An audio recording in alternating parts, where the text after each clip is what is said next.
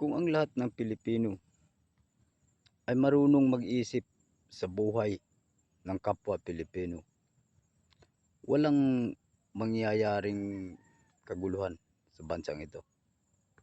Ang kailangan gawin natin ay magkakaisa tayo para sa kapayapaan ng ating bansa, upang sa ganun ay tumibay ang ating Republika ng Pilipinas.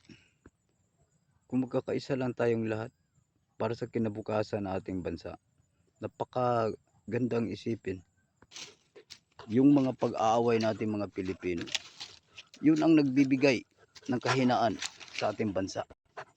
Ang kailangan natin ay tayong lahat ay magmamahalan para tumibay at pumayapa ang lupa nating sinilangan.